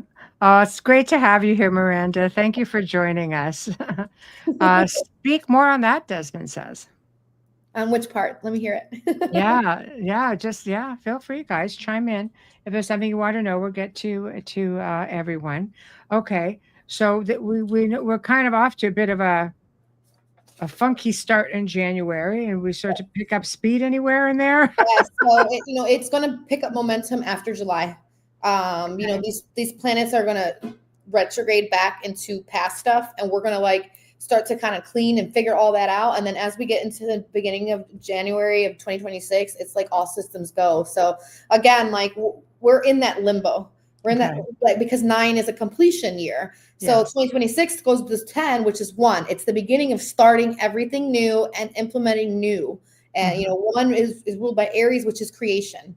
So, we can expect that next year you're cleaning out the closet, basically, all next year. Right. Let's see. So going back to that Neptune Saturn, another example I want to give you guys was the Soviet Union during that time. That happened. The collapse of the Soviet Union happened when those two were conjoined. So that's an example of type of governments dissolving that we can probably see next year when these two conjoin again. Things like that. Oh, and Saturn, Neptune are really correlated to Russia.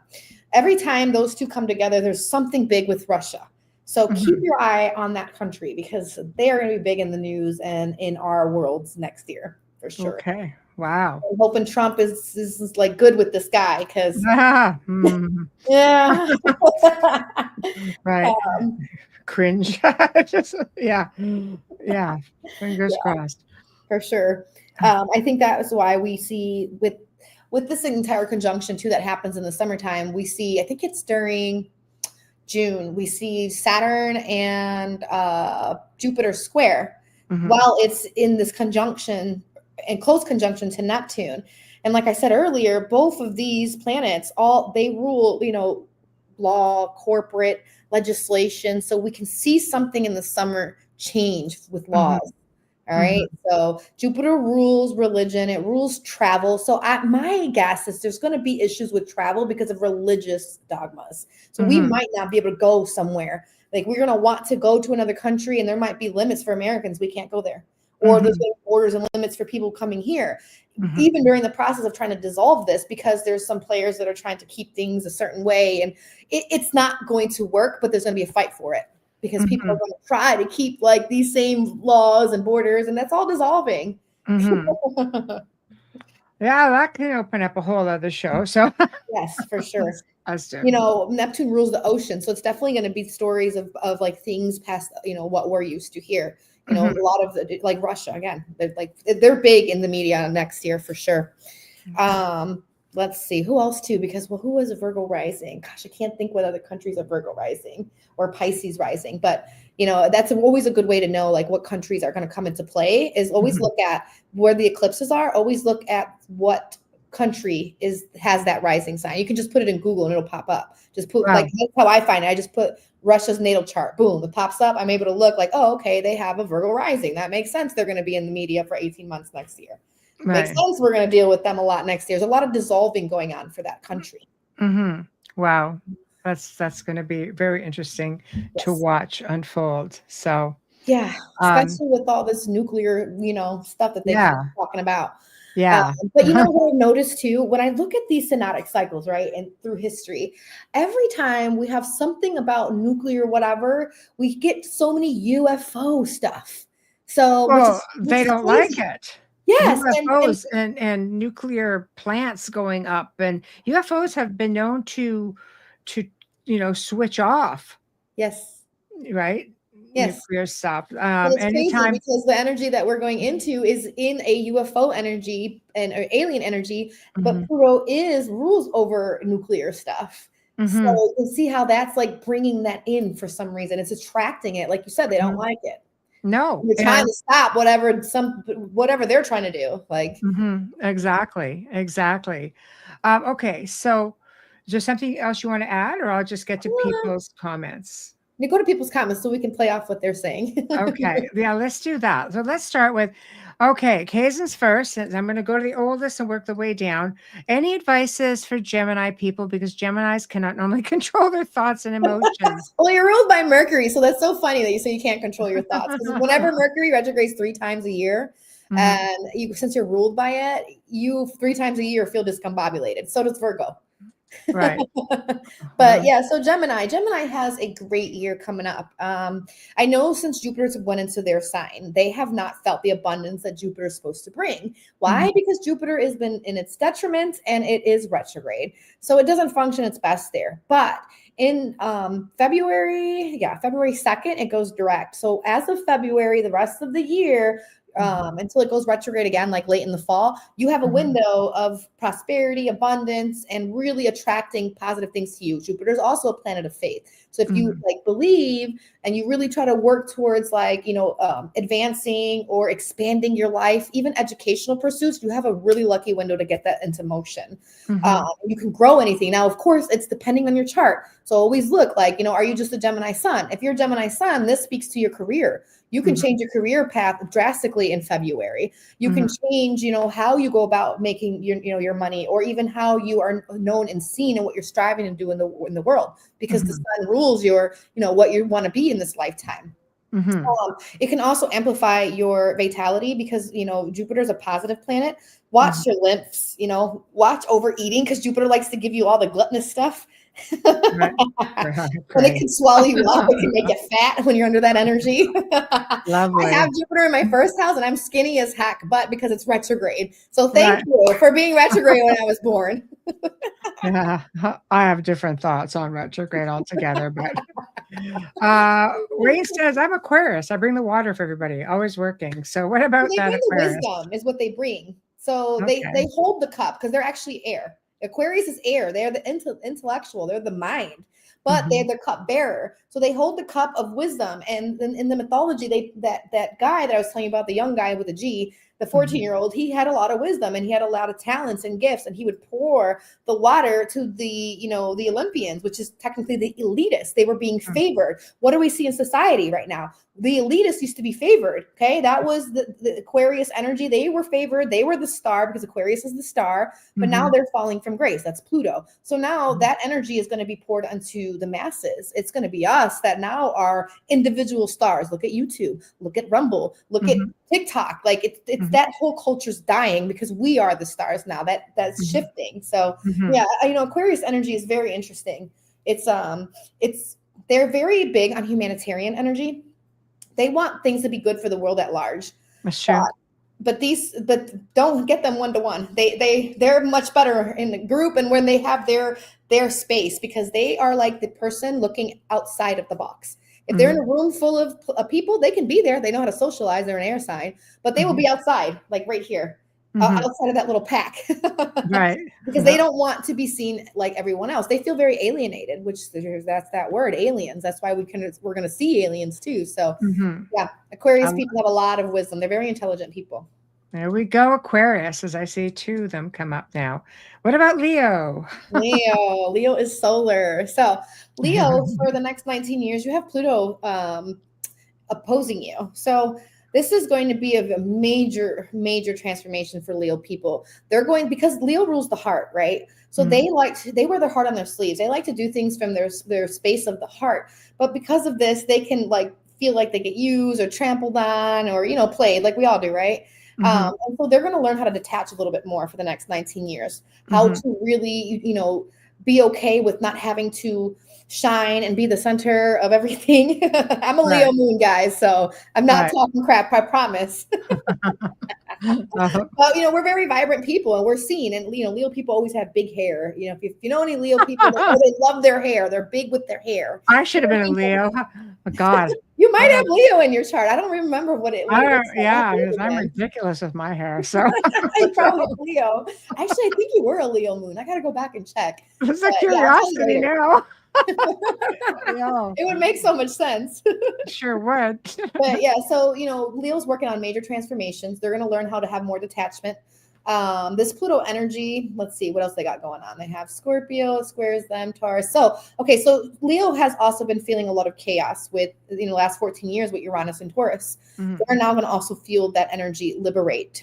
They won't have that sense of stumbling or every time they were on a path they had a disruption or they had to change course or this or that. Leo's had it hard. Let's be real. But they this is changing for them.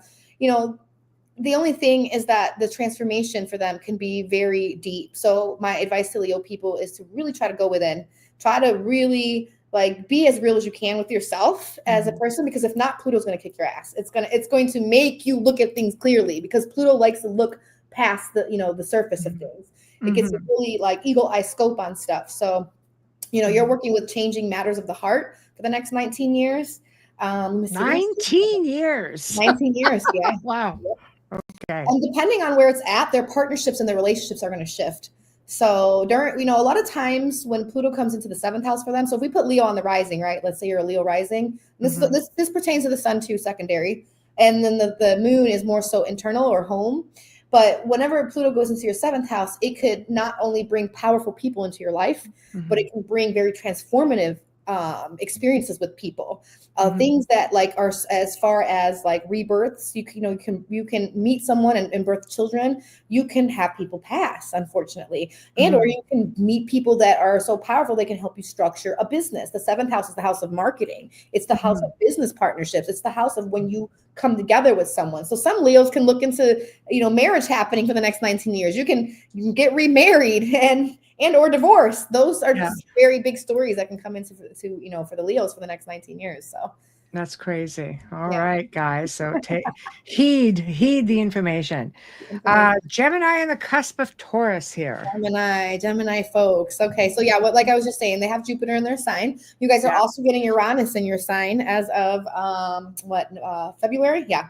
And you guys are going to be really going through what Taurus people just went through right before you. So if you know a Taurus, Michelle here, you can ask her what she's been through, what kind of experiences she's had.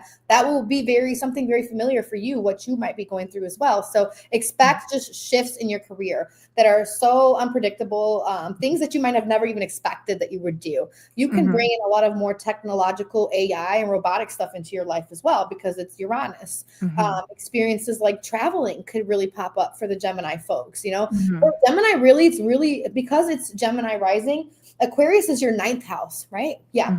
So really education, traveling, learning, philosophies, their dogmas, narrow-mindedness, religion, even courts and stuff like that are going to be prevalent for them for the next 19 years.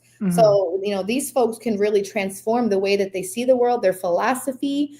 You know, they can go to like places abroad and travel, because the 9th house rules travel that's abroad. But it also means if you can't physically travel, it can mean that you're going to travel in your mind. You're going to learn so much information and open up your paradigm. So Gemini's got a good 19 years coming. They've been in this limbo. Gemini has been in this limbo with like, who am I? Right. What kind of career do I want? What's my purpose here? They've been really struggling with purpose. So the next 19 years, Gemini is going to find their purpose. And even before that, because Pluto really brings all that stuff right away, you're just going to shift and start working on it for 19 years. Oh, God. 19 years. I keep saying that. Yes, and Mark, 19 years in transit with this Pluto. So. And all this talk about cancer, Mark is like, please tell me something will go right in my life. So like I was saying, the first half of the year starts up a little bit of rough because you're cleaning up a lot of the shit from the last couple years. Yeah. However, when you come into the summer, when Jupiter gets into Cancer in June, your life can expand. You can really shift so much.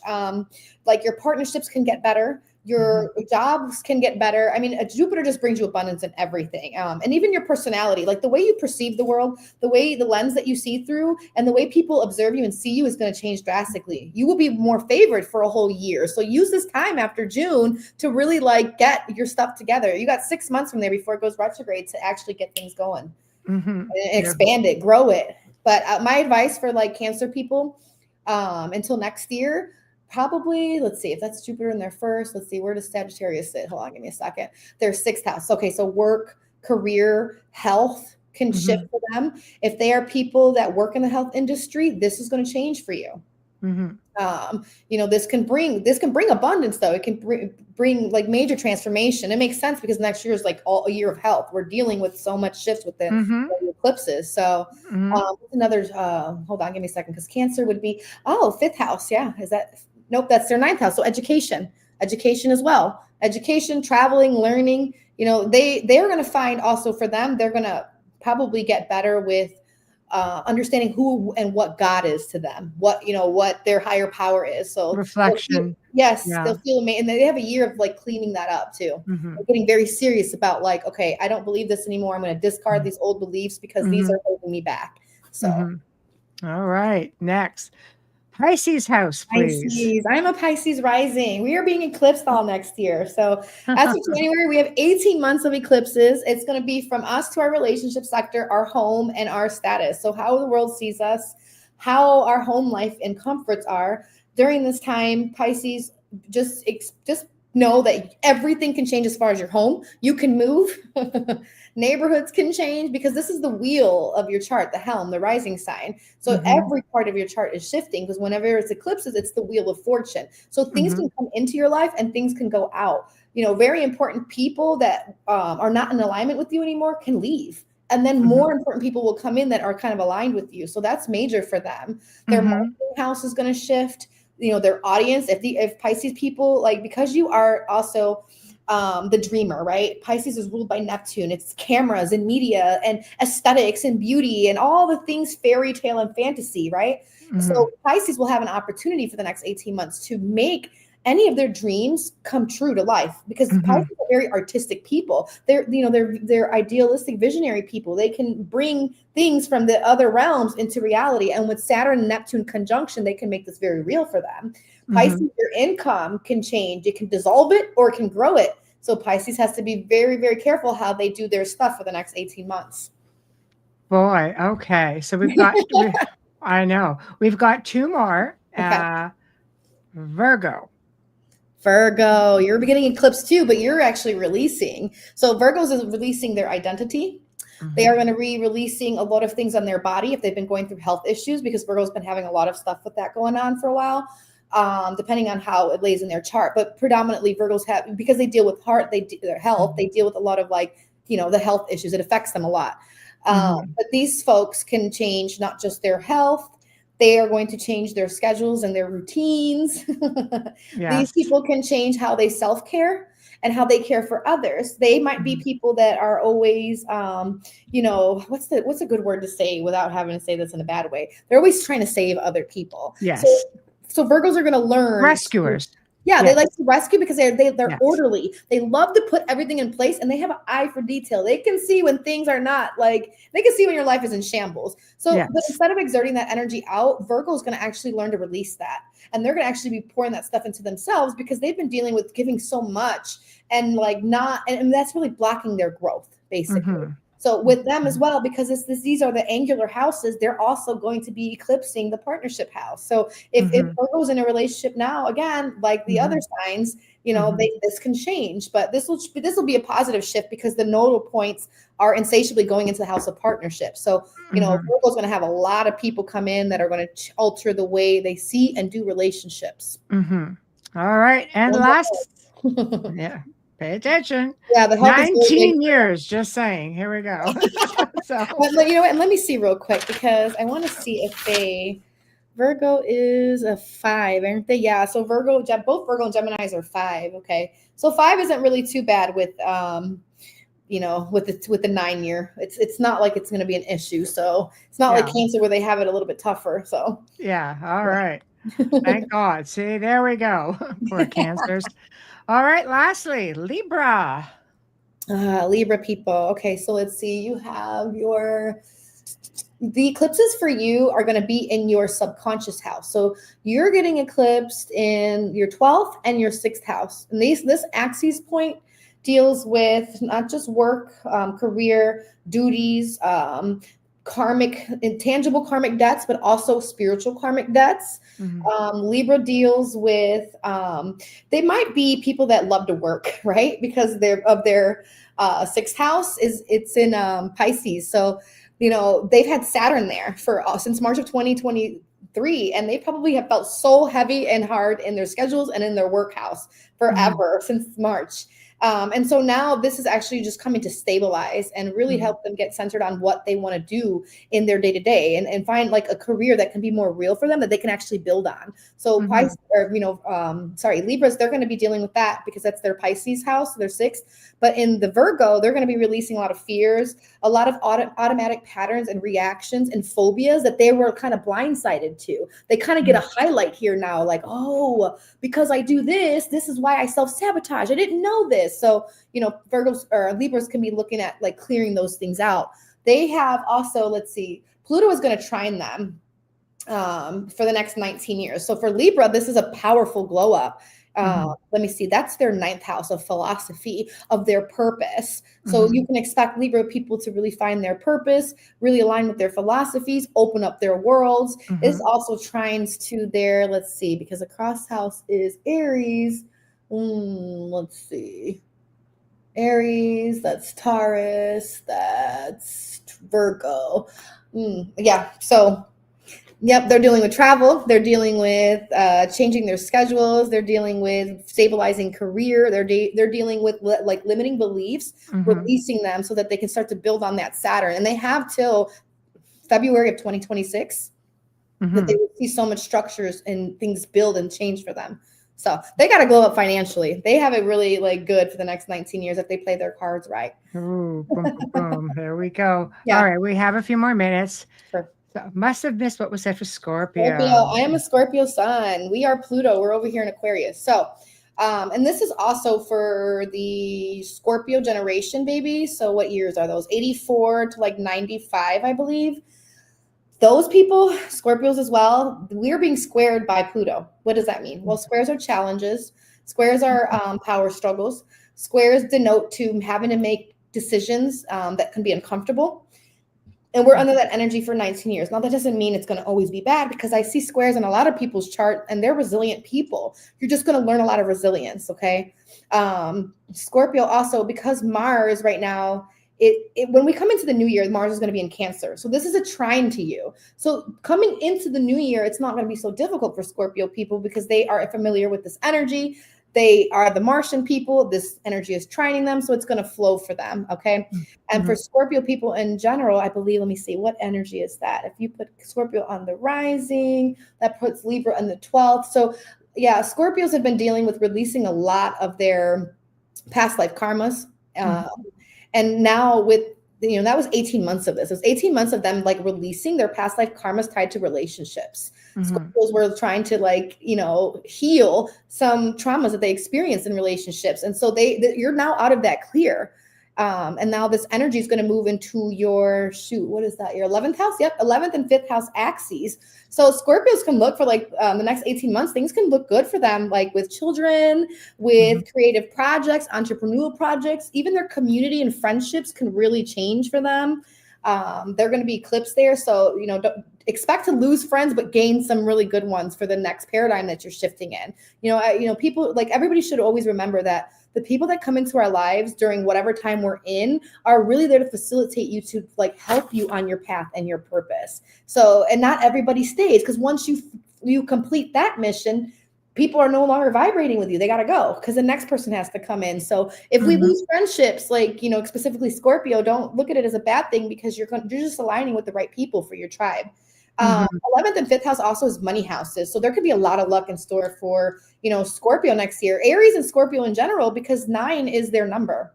So, it's an Aries and Scorpio year next year. So Aries, Scorpio people, if you have these placements, use this time wisely, because you can look really good for, 2026. Right. No matter what's happening, kind of draw off the outside. That's all it is. 19 years over here. Oh my God. Yeah. Well, we're at the top of the hour, so tell everybody how to find you for readings and anything that they want to get a hold of you for. Absolutely. Okay, so my website is Spirit Coaching Astrology. You can book with me there. I do have an app, so you can download the app for Apple and Google, or Android, sorry. And you guys can book through there too for easier, faster access. I have podcasts and stuff on there too. We have our old interview on there, so they can go there and watch it too. Oh, beautiful. I have a YouTube channel. It's the same thing, Spirit Coaching Astrology. I'm not on there much, guys. I do more so personalized videos, and I jump on people's podcasts. I promise one day I'll get my podcast started. You can't contact me over here. I need to, because I really need to get it going. You can even do pre-records now. We've opened up to pre-record shows. Yeah, I feel more comfortable with those because I like to edit.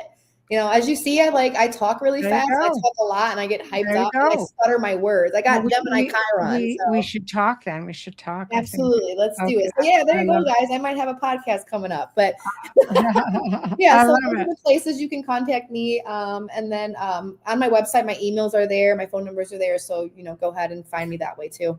And I'm on Facebook too, same name that's on here. Website is spiritcoachingastrology.com. There we go. So if you send me that link, then I can put it in the description for the show as well. So people will just find it. So I love it. And we're glad that you guys have all tuned in. Here he goes. Recruiting. Be quiet. That's what I do.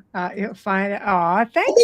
I think you had asked me before too, like 2 I years sure ago, did. And I was not in the time or mind frame for it, but I know now. So well, now it's a little better because you don't have to be live if you're not comfortable being. Yeah, exactly. So, right. So I hate stumbling my words, man. I talk too dang much. Well, now you have a whole other option. So yeah, for sure. So thank you so much for joining us tonight. My gosh, it was such a pleasure. It's always a pleasure. Awesome. And we'll have to make this like a more regular thing.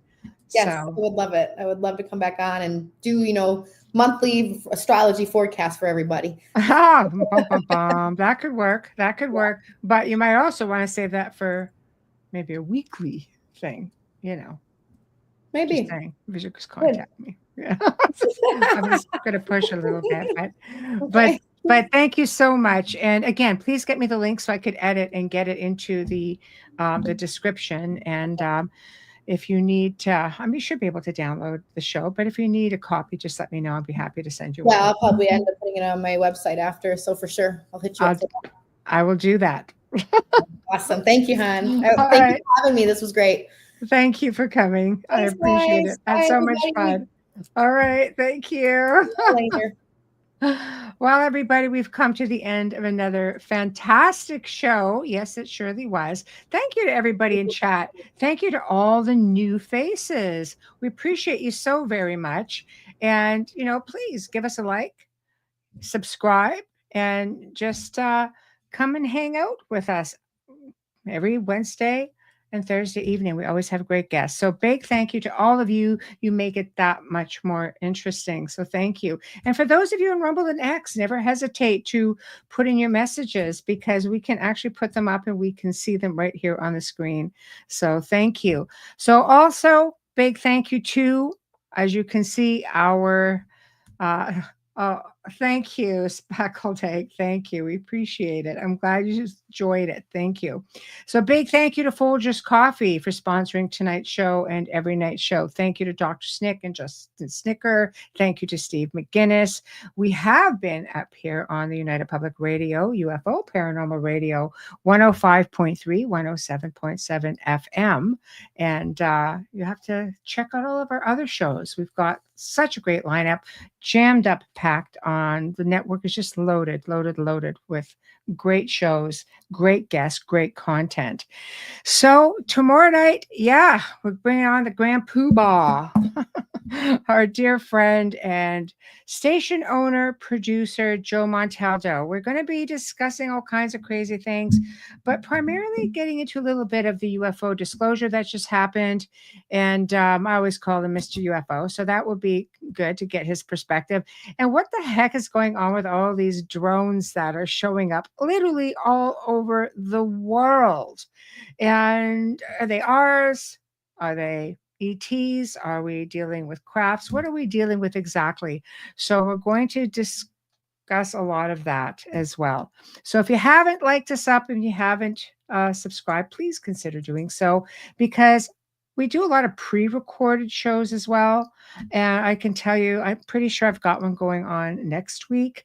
And those who subscribe, I tend to put those pre-records up live before they go into private mode. So that's where you get to interact with the guest before it goes into a recorded mode later that night. So just saying, I will advertise it, but like us up.